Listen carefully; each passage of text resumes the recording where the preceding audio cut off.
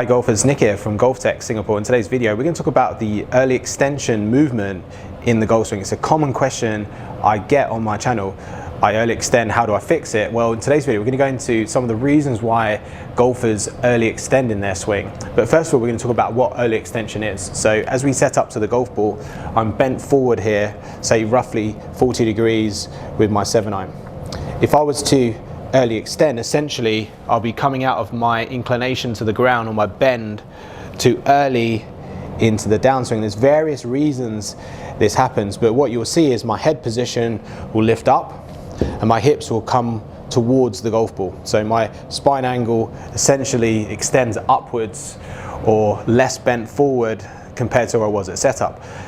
The best golfers will kind of maintain their head position, they'll maintain their hip position throughout the backswing and through just into the start of the follow through.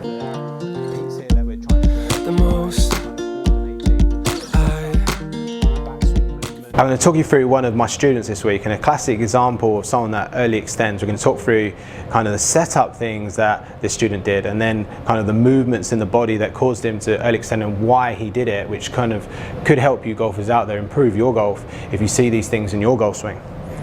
At first, this particular golfer set up to the golf ball with a lot of knee bend and a lot of weight towards the heels. So the center of the hips here was set behind my heels here. As we set up to the golf ball, we want the center of our pelvis to be more through our ankle, and then less knee bend, so we can have space here for our body to kind of bend forward and let our arms hang. So this golfer was set up too much knee bend, and the weight was more behind the heels, or the center of the pelvis more behind the heels. So already in the golf swing, this golfer would swing back and the hips would already start to move towards the golf ball. So he's already starting to kind of lose his angle to the ground. I'm going to try and simulate what this golfer did and explain what he did in his swing. So there was a lot of knee bend. As he took the club back, he took the club outside of the plane, out this way. On the mat here we have a line here for the club and one for the hand. So the hands and club should move around the body in a plane based on the angle of this golf club to the ground. We should swing on the plane of that club. This golfer was taking it outside the plane, out to the top very high, very upright, and then from here in a bid to kind of shallow, this golfer would move the hips towards the ball, lose his posture, stand up to shallow the club into the ball. So I'm going to try and simulate what he did. So he was hitting a lot of shots out to the right. He was managing to actually get his path coming a couple of degrees from the inside. Even though the path was going way outside, he was managing to get it in because of this kind of early extension in the downswing. So let's try and simulate what this golfer did. So a lot of knee bend, weight was more on the heels, club went out. So it was a lot of toe shots, and that's exactly what this golfer did. So hit the ball off the toe, pushed it out to the right, managed to get into out. So that path actually was 6 degrees into out. My lie angle was around 5 degrees toe down. This is important. Lie angle refers to the angle of the golf club in relationship to the ground here. So if I hold my club pretty square to the ground, now if I push the toe down, that tilts the face to the right. If I push the toe up, it tilts it to the left. So this golfer not only was kind of early extending, he was also pushing the toe down, which then opens the club face. So not only was the golfer kind of hitting the toe shots from standing up, he was also tilting that face down, that lie angle down, and pushing the ball out to the right. So there's a number of things happening here in his golf swing, but if you just looked at the number, you'd say, oh, okay, swinging into out, you don't need to change his path, but actually this is crucial for him to really improve. The instructions for this golfer was, first of all, to get that setup right with the pelvis, the weight more on the kind of middle of the ankle, not behind the ankle at setup.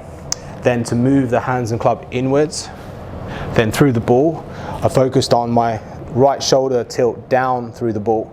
And that's important, so I'm not leveling out my shoulders as I hit through the ball. So let's give this a go. So set up, weight, kind of more center of my heels. Then I'm going to kind of move my hand path more in. Maintain my tilt through the ball. Contact was a lot better. Kind of just push that a little bit to the right.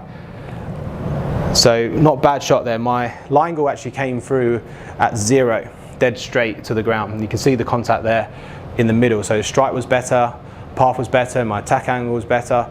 Everything was just better there, and the ball hit the green. Now we're going to take a look at those two swings side by side. Now we saw the first shot there off the toe, the line angle was down, the ball pushed out to the right. The second one much more closer to the middle, and I hit the target there, so line angle came in much better. Now both of those swings came in to out at impact, but there was a big difference in kind of the strike location and the ball flight, which is the important thing here. Now when we take a look at the setup, we're going to use the GOLFTEC optimotion technology here to kind of measure the movement. So in the original one where my student was, the knee flex was around 32 degrees, which then moves the center of the hips too far back behind my heels. So by kind of having less knee bend as I set up, it gets the kind of the center of my hips here more over kind of the middle of my ankle.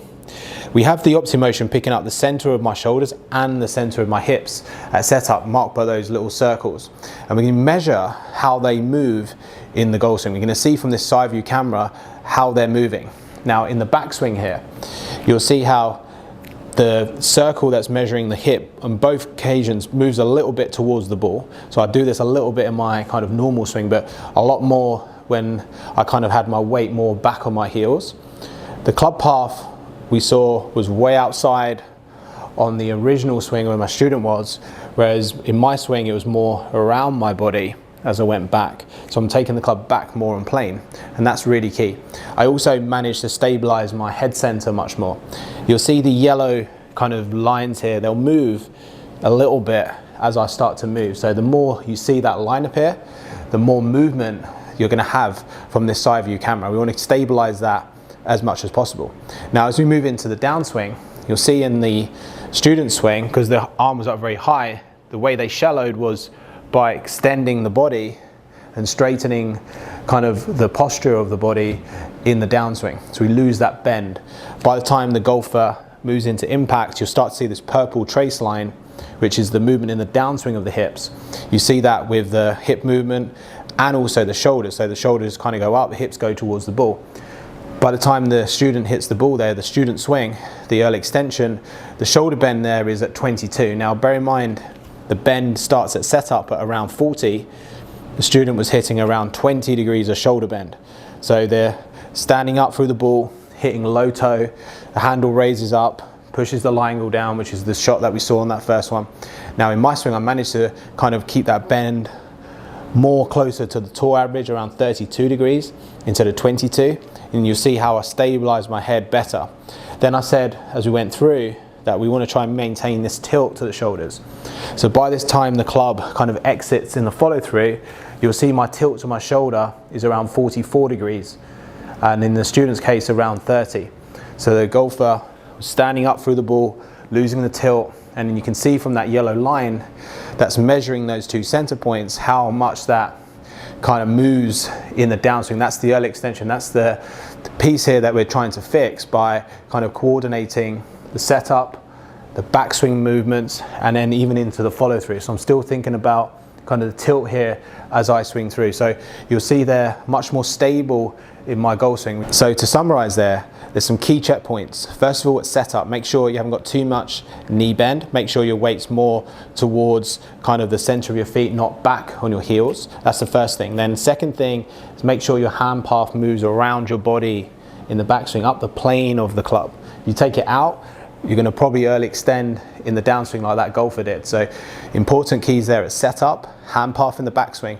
Then in the follow through, you need to make sure you tilt your right shoulder down. And if you've kind of set up properly, you've swung on the right plane, it's going to be much easier to do that and maintain those angles through the golf ball. So hopefully this video helps. Hopefully there's some keys there that can help you get rid of your early extension in the golf swing.